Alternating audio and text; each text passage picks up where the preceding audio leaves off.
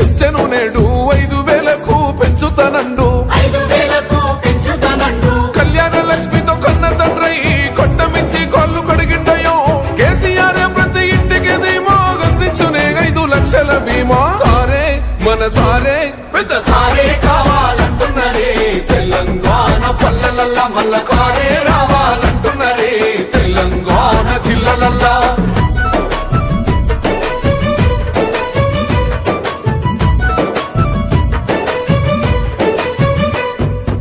ఆత్మహత్యలతో అల్లాడే రైతుకు ఆత్మస్థైర్యమే ఇచ్చినడమ్మ రైతు బంధు రైతు బీమాను ఇచ్చిన పెద్ద రైతు మన కేసీఆర్